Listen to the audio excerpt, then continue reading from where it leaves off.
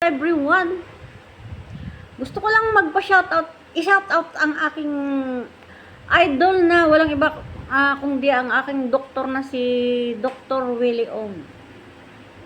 Gusto ko lang pasayahin siya sa mga oras na ngayon na pinagdadaanan niya kasi alam ko nahihirapan siya ngayon.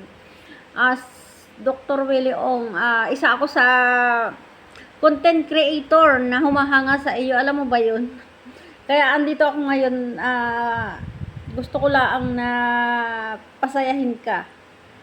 Tingnan mo naman, Dr. Willie Ong, dahil sa iyo ay malusog na malusog ang aking katawan at dahil sa iyo ay pinapanood ko lahat ng mga video mo kung paano maging malusog ang katawan. Sinusunod ko lahat ng payo mo. Kaya ang payo ko sa iyo, Dr. Willie Ong, sana ay i-adapt mo sa sarili mo yung mga sinasabi mo na gamot. Pero hindi kita masisisi kasi sabi mo nga nang dahil dun sa pambaba sa iyo ng mga tao ay nagkaroon ka ng bukol sa iyong lungs dahil sa stress. Hindi ko alam na totoo pala yun, kaya ayan na nga.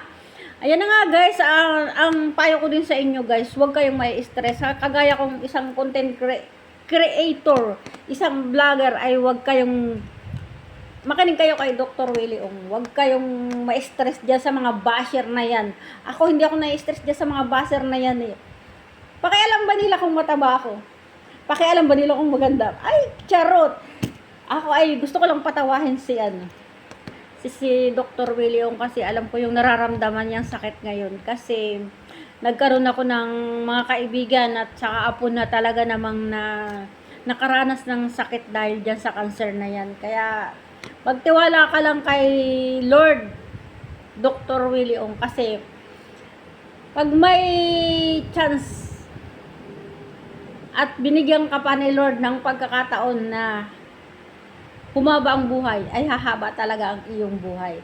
Kaya kay Lord ka magtiwala at syempre adapt mo sa sarili mo yung mga ginagawa mong gamot tungkol sa mga pagkain. At alam mo yun talaga, yung ginagawa ko talaga, yung lahat ng mga, kaya talaga, sa totoo lang, idol na idol kita, Dr. Willie Ong, kasi lahat ng mga tungkol sa mga pagkain, mga kinakain, at saka mga herbal na medicine, ay sinusunod ko lahat ng payo mo, at saka yung pag-inom ng 2 basong tubig, before breakfast sa umaga, yun talaga yung nakakapagpalusog sa akin, Dr. Willie Ong, at nakakapagpanatili ng aking blood pressure, nakakapagpanormal.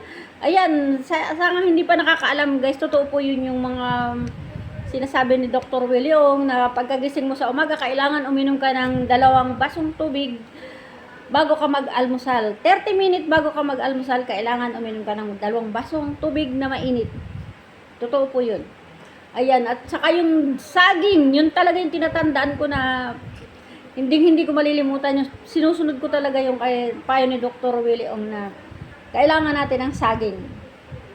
At kung tayo umiinom ng mga maintenance guys na tungkol sa high blood, kailangan natin talaga ang saging at saka biskwit. Kailangan natin, kung nakakaramdam tayo ng sakit ng sikmura, kailangan kumain agad tayo ng saging sa biskwit kasi baka masira yung ating bituka dahil syempre may iniinom tayong mga maintenance. Kailangan natin na wag sumakit yung ating tiyan at wag na wag din tayong kakain ng maaasim kasi bawal na bawal sa mga nagmi-maintenance sa high blood yung mga maaasim.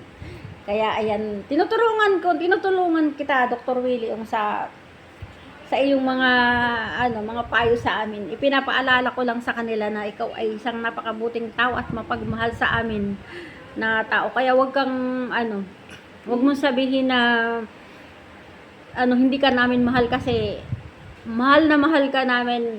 Meron lang tao lang mga basher na kalaban natin sa politika, kalaban natin sa social media na naiinggit sa'yo.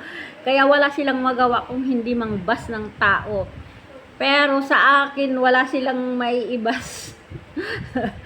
Hindi nila ako mapapalugpo, hindi nila ako mapapaano sa pagbabas nila.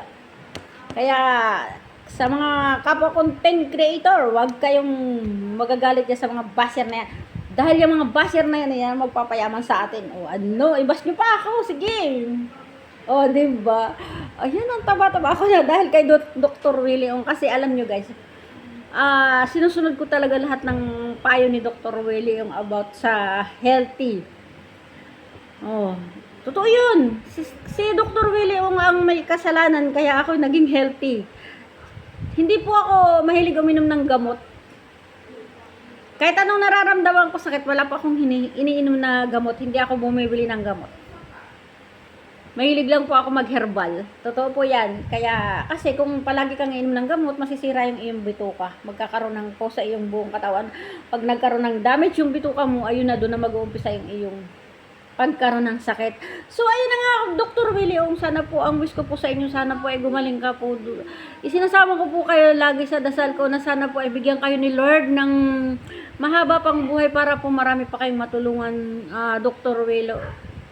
Dr. Willie, mahal na mahal ka po namin. Totoo po yan. Dahil ako po medyo na-stress po ako nung nalaman ko na may sakit ka. Kaya, ayun, umiiyak po talaga ako.